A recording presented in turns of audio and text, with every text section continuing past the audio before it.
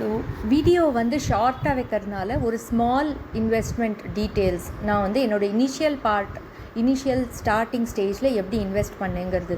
எனக்கு அப்போ வந்து நிறைய மியூச்சுவல் ஃபண்ட்ஸோ இல்லை நிறையா டீட்டெயில்ஸ் அபவுட் எதுவுமே தெரியாது. எனக்கு வந்து நான் ஐடி ஜாபில் தான் இருந்தேன். ஆனால் நான் வந்து அப்போ பேங்கிங்கில் இல்லை, ஐடியில் நார்மல் ஒரு சாஃப்ட்வேர் இன்ஜினியராக அப்படி தான் இருந்தேன். அப்போ வந்து எனக்கு பேங்கிங் டீட்டெயில்ஸ் அந்த டொமைன் ஸ்பெசிஃபிக் நாலேஜ் எனக்கு இல்லை.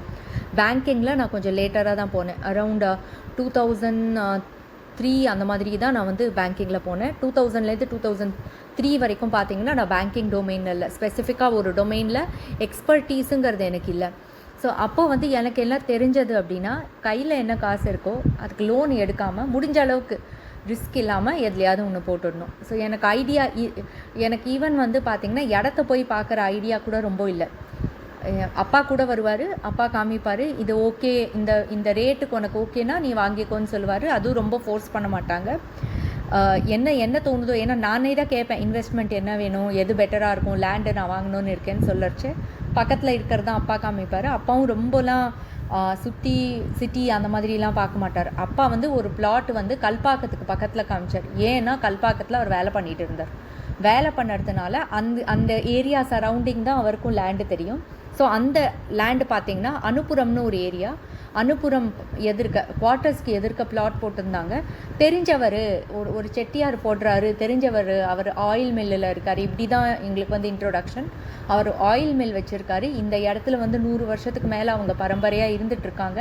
ஸோ ஏமாற்ற மாட்டாங்க. ஸோ லீகலை பார்த்து அங்கே தான் லேண்டு முதல்ல வாங்குகிறோம். லேண்டோட காஸ்ட்டு பார்த்திங்கன்னா மொத்தமே ஒரு கிரவுண்டே எனக்கு 1.5 லட்சம் தான் ஆச்சு. 2 கிரவுண்டு 3 லட்சத்துக்கு வாங்கினோம். அவர் டைம் பார்த்திங்கன்னா ஒரு 4 மாதம் கொடுத்தாரு. 4 மாதம் கொடுத்ததுனால அது இன்னும் கொஞ்சம் ஈஸியாக போச்சு. 3 lakhs over a period of 4 months. அது இனிஷியலாக வந்து ஒரு 1 lakh கட்டிட்டோம். அதுக்கப்புறம் மிச்சது வந்து 50-50 கட்டினோம். ஏன்னா அது ஒரு அளவுக்கு எனக்கு வந்து அப்போது ஃபண்டு இருந்தது. 2000 நான் சொல்கிறது எண்டில். ஏன்னா அப்போது வந்து ஆல்ரெடி நான் ஜாபில் போயிட்டு 1 year ஆல்மோஸ்ட் ஆயிடுச்சு எனக்கு. ஸோ அந்த டைமில் வந்து இதுதான் என்னோடய இன்வெஸ்ட்மெண்ட். ரொம்ப ஃபோக்கஸ் பண்ணி 10 இடம் சுற்றி அப்படிலாம் பண்ணலை. சேஃபஸ்ட் இன்வெஸ்ட்மெண்ட் அண்ட் ரொம்ப கம்மியாக இருக்கிற ரேட்டில் இருக்கிற இன்வெஸ்ட்மெண்ட் அது எங்களுக்கு தோணுச்சு. சிட்டிலலாம் அப்போலாம் கூட வீடாக இருக்கட்டும் இல்லை லேண்டாக இருக்கட்டும் ரொம்ப எக்ஸ்பென்சிவாக இருந்தது. இட் வாஸ் எங்கள் ரீச்சுக்கு கிடையாது அதனால இது ஈஸியாக இருந்ததுன்னு இதுதான் நான் போட்டேன். இதுக்கப்புறம் பார்த்தீங்கன்னா 2005 வந்து என்னோட கூட இருந்தவங்க எல்லாருமே பார்த்தீங்கன்னா பெரிய வீடு தான் வாங்கினாங்க. 3 BHK வில்லாஸ் அந்த மாதிரி தான் எல்லோரும் வாங்கினாங்க. பட் என்னை பொறுத்தவரையிலும் அது பெரிய அமௌண்ட் இஎம்ஐயில் போயிட்டா எனக்கு ஒரு பயம் எப்போவுமே இருந்தது. இன்னொரு விஷயம் என்னென்னா, அப்போது வந்து என்னோட ஆல்ரெடி எனக்கு மேரேஜும் முடிஞ்சிருந்தது. எனக்கு பெரிய லோன் எடுக்க எனக்கு விருப்பம் இல்லை. ஸோ எப்படி இருக்கும் எங்கெங்கே. அண்ட் இன்னொரு விஷயம் வந்து நான் வீடு பெருசாக வாங்கினாலும் அதில் இருக்கிற ஐடியா எனக்கு இல்லை. ஏன்னா half of the time onsite travel இருக்கும் எனக்கு. ஸோ அதனால வந்து நான் வந்து எனக்கு வந்து பேர்டனே இல்லாமல் ஒன்று எடுக்கணும் அப்படின்னா 1 BHK. அதுவும் என்னோடய பட்ஜெட் எப்போவுமே நான் முதல்ல பட்ஜெட்டை ஃபிக்ஸ் பண்ணிவிட்டு அதுக்கப்புறம் தான் வாங்குவேன். அந்த பட்ஜெட்டுக்குள்ளே எனக்கு வரலன்னா அது வாங்க மாட்டேன். Very clear. ஸோ இது வந்து ஏன் நான் உங்கள்கிட்ட சொல்கிறேன்னா, என் கூட வேலை பண்ணுறவங்க எல்லாருமே வில்லா 3 BHK வாங்கச்சே நான் ஒரு 1 BHK தான் வாங்கினேன் அந்த டைம். எனக்கு லோன் 2005 11.5 lakhs. அதுவும் வந்து அண்டர் கன்ஸ்ட்ரக்ஷன். ஸோ அது அண்டர் கன்ஸ்ட்ரக்ஷன். இப்போ நீங்கள் என்கிட்ட சொன்னீங்கன்னா நான் கொஞ்சம் கேர்ஃபுல்லாக தான் வாங்குவேன். ஏன்னா நிறைய கம்ப்ளீஷன் கூட நடக்க மாட்டேங்குது. ஸோ 2005 11.5 lakhs கொடுத்து ஒரு 1 BHK 450 square feet அவ்வளோதான் அதனோட ஃபுல் சைஸே. ஸோ எல்லாருமே அப்போ கிண்டல் கூட பண்ணாங்க, 450 square feetல எங்கே போய் இருக்க முடியும். ஸோ கொஸ்டின் வந்து நம்ம ஃப்யூச்சர் ரிட்டையர்மெண்ட்டில் இருக்கணும்னா 1 BHK போகும். அந்த ஐடியா தான் எனக்கு இருந்தது. ஜாப் லாஸ் நான் ஆல்ரெடி பார்த்துட்டேன். 2000க்கு முன்னாடி பார்த்தீங்கன்னா .com பபிளில் ரிசெஷன் ஆல்ரெடி பார்த்து எங்களுக்கே பார்த்தீங்கன்னா நாங்கள் வந்து 2000 எண்டில் வந்து யூஎஸ் போக வேண்டியது. ஆனால் அது கேன்சல் ஆகிடுச்சு. அங்கே இருக்கிற எல்லா ஜாபும் வந்து அங்கே ஆன்சைட் போகிற இதெல்லாமே எங்களுக்கு கேன்சல் ஆகிருந்தது அப்போ பார்த்தீங்கன்னா. ஸோ அந்த மாதிரி சுச்சுவேஷனில் வந்து பெரிய அமௌண்ட் நான் அப்போவே போடக்கூடாதுன்னு முடிவு பண்ணிட்டேன். எல்லாமே ரொம்ப பிளான் பண்ணி ரொம்ப புத்திசாலியாக பண்ணேன்னா இல்லை. அடுத்த வீடியோவில் நான் என்னென்ன தப்பு பண்ணேங்கிறதும் நான் உங்களுக்கு சொல்கிறேன். அதில் எவ்வளோ பெரிய பிளண்டர் நடந்திருக்குங்கிறது அடுத்த வீடியோவில் நான் சொல்கிறேன். ஸோ இப்போ இது பார்த்திங்கன்னா இது ஆல்ரெடி நான் ஒரு ரெசெஷன் பார்த்தாச்சு. நான் நேராக அஃபெக்ட் ஆகலைனாலும் எனக்கு இருக்கிற சீனியர்ஸ் அஃபெக்ட் ஆனது நான் பார்த்தாச்சு. ஸோ அதனால 11.5 lakhs நடுவில் வந்து நம்மளுக்கு இது கட்ட முடியாமல் போச்சுன்னா கூட அந்த முன்னாடி லேண்ட் வாங்கி வச்சுருந்தேன் இல்லையா, அதை விற்று கூட இது வந்து நம்ம கட்டிடலாம். ஏன்னா அந்த லேண்ட் வேல்யூ அதுக்குள்ளே ஏறிடுச்சு. அந்த லேண்ட் வேல்யூ வந்து ராக்கெட் ஸ்பீடில் ஏறிச்சுங்க. இந்த 1 BHK கூட அந்த அளவுக்கு ஏறல. பட் அந்த லேண்ட் மட்டும் பார்த்தீங்கன்னா அந்த டைம் ராக்கெட் ஸ்பீடில் ஏறிச்சு. நடுவில் வந்து இந்த 2000 to 2005 ஒரு கப்பல் இந்த 1.5 lakhsங்கிற லேண்டே வந்து பார்த்தீங்கன்னா கொஞ்சம் எக்ஸ்ட்ரா போட்டு இன்னும் ஒரு 1 or 2 plots எக்ஸ்ட்ராவே நான் வாங்கி வச்சுருந்தேன். அந்த டீட்டெயிலாம் நான் அப்புறம் கொடுக்குறேன், லாங் வீடியோ ஆகிடும், அதனால் அது நான் டீட்டெயிலாக கொடுக்கல. இது பார்த்தீங்கன்னா 50,000 இனிஷியல் கேட்டாங்க, அதுக்கப்புறம் ஸ்டேஜ் வைஸ் தான் கேட்டாங்க. 6 months கழிச்சு இன்னும் ஒரு 50,000 கொடுக்கும்படியாக இருக்கும், இப்போ தான் ஸ்டார்டிங் அப்படின்னாங்க. உங்களோட ஃப்ளோர் வரைச்சே இன்னும் ஒரு 50,000 கொடுக்கும்படியாக இருக்கும்னாங்க. ஸோ 50,000 கொடுத்தேன். கொஞ்சம் டிலே ஆச்சு கன்ஸ்ட்ரக்ஷன். ஆல்மோஸ்ட் வந்து 2 yearsல ஹேண்ட் ஓவர் பண்ணுறது 5 yearsல வந்து ஹேண்ட் ஓவர் பண்ணாங்க. நான் முதல்ல என்ன நினச்சேன், 2 yearsல ஹேண்ட் ஓவர் பண்ண போகிறாங்கன்னா நம்ம ஒரு 2 பேமெண்ட் கையை விட்டு கொடுத்து அப்புறம் நம்ம லோன் வாங்கிக்கலாம் அப்படின்னு. பட் அவங்க டிலே பண்ணதுனால நான் லோனுக்கே போகலை. இது நான் கையை விட்டு என்ன இருக்கோ அது அரௌண்ட் பார்த்தீங்கன்னா 2 லட்சம் ரூபாய் பர் இயர்னு எனக்கு வந்துடுச்சு. ஃபஸ்ட்டு 3 வருஷத்தில் கொஞ்சம் எக்ஸ்ட்ரா வந்தது, லாஸ்ட்டு 2 yearsல கொஞ்சம் கம்மியாக வந்துச்சு, 1.5 லட்சம் அந்த மாதிரி கொடுத்தேன். அதை தவிர ரெஜிஸ்ட்ரேஷன் தனியாக வந்தது. ஸோ இது எல்லாம் பார்த்தீங்கன்னா 11.5 வந்து டோட்டல் காஸ்ட்டு ப்ளஸ் ஒரு 50,000 ஒரு அதுக்கும் கம்மியாக தான் ரெஜிஸ்ட்ரேஷன் வந்துச்சு. ஸோ இது வந்து அப்போது பார்த்தீங்கன்னா 2010 எனக்கு ஹேண்ட் ஓவர் நடக்கிறச்சு. அதனோட ரெண்டல் இன்கம் எல்லாம் அதுவும் பார்த்துட்றோம் நம்ம. ஸோ இந்த 1 BHKக்கு ரெண்டல் இன்கம் பார்த்தீங்கன்னா 5,000 வந்தது 2011 to 2012. 2012 to 2015 பார்த்தீங்கன்னா 6,000.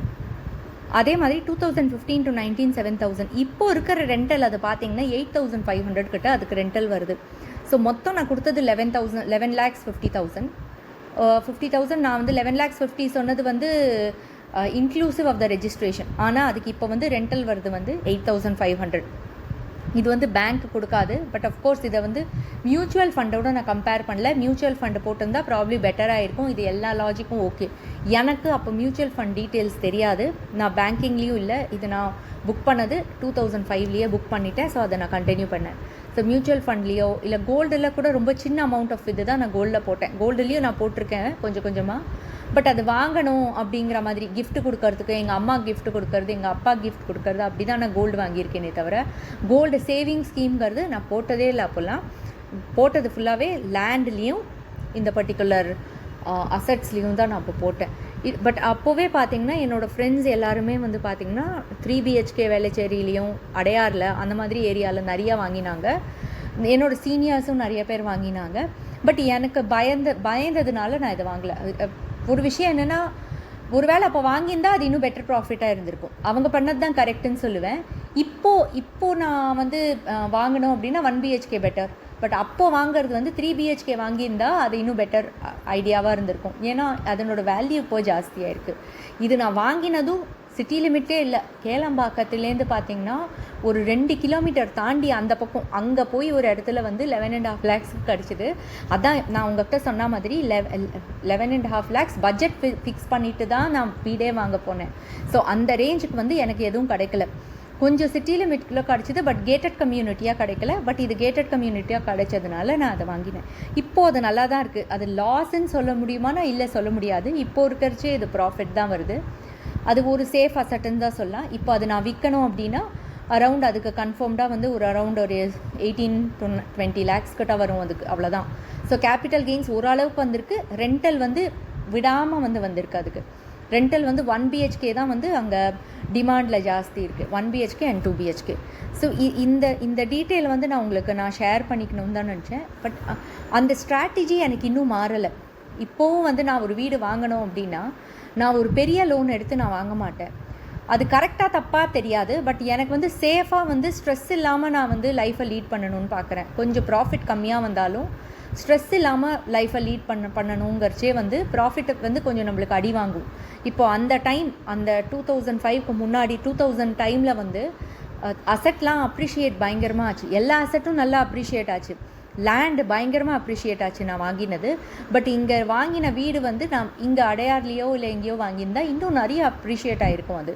பட் இந்த பர்டிகுலர் இது எனக்கு அந்த அளவுக்கு அப்ரிஷியேட் ஆகலை.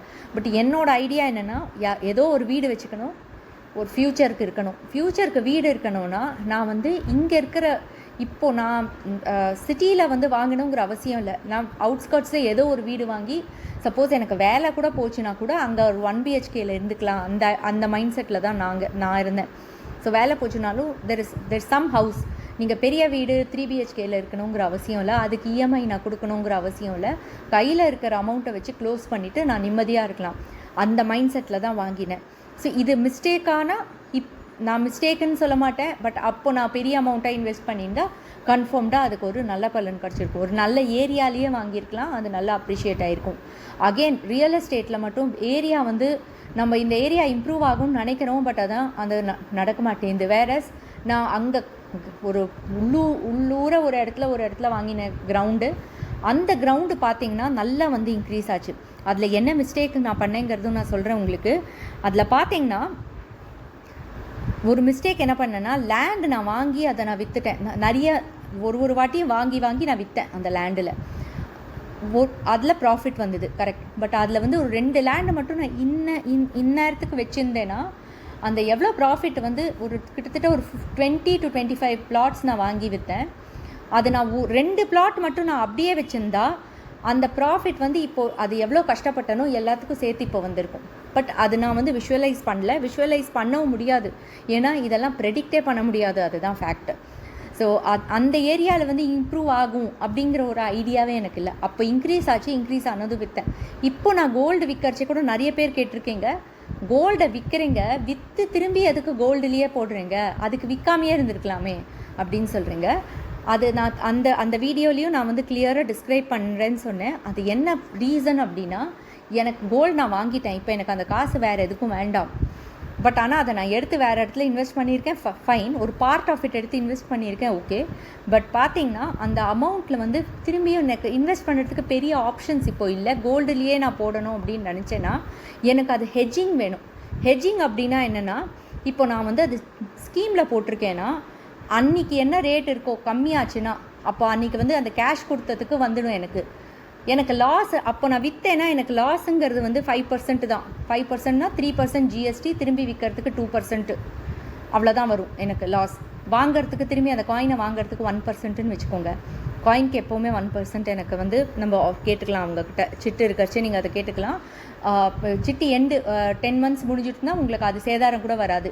ஸோ வாங்கிறதுக்கு 3% GSTயும் விற்கிறதுக்கு 2% 5%. ஸோ இந்த 5% பிகம்ஸ் மை ஹெட்ஜிங். ஏறித்துனா வந்து பார்த்திங்கன்னா என்ன ஏறி இருக்கோ அந்த அமௌண்ட் எனக்கு கிடச்சிடும். இறங்கிடுச்சுன்னா 5% ஹெட்ஜிங் அமௌண்ட். ஸோ இது வந்து ஸ்டாக் மார்க்கெட்டில் பார்த்திங்கன்னா ஒரு அசெட் வாலட்டைலாக இருக்குது, ஆனால் அது ஏறுறதுக்கு நிறைய சான்ஸ் இருக்குது அப்படின்னு உங்களுக்கு மைண்ட் செட் வந்தது அப்படின்னா ஹெட்ஜிங் பண்ணி வச்சுடுவாங்க. அது வந்து 2% ஹெட்ஜிங்னு பண்ணுவாங்க சிலதெலாம். சில பேர் 3% ஹெட்ஜிங்னு பண்ணுவாங்க. என்னென்னா இதுக்கு கீழே போச்சு அப்படின்னா விற்று காசு எடுத்துடலாம், இதுக்கு மேலே போச்சுன்னா எனக்கு பெனிஃபிட். அந்த ஒரு ஐடியாவில் தான் நான் வந்து அது சேவிங் ஸ்கீமில் போட்டேன். இதுக்கு ஆக்சுவலி இது நான் 2-3 வாட்டி எக்ஸ்பிளைன் பண்ணிட்டேன், பட் ஸ்டில் நிறைய பேருக்கு டவுட் இருந்தது. இது வந்து இந்த இது உங்களுக்கு புரியலன்னா நீங்கள் மெசேஜ் அனுப்புங்க, அது நான் பேப்பர் அண்ட் பென்னை வச்சு உங்களுக்கு ஹெட்ஜ். ஸோ இது வந்து நான் வாங்கறச்சே கூட பார்த்தீங்கன்னா கிரகப்பிரவேசத்துக்கு வந்து 10 பேர் தான் வந்தாங்க வீட்டுக்கு.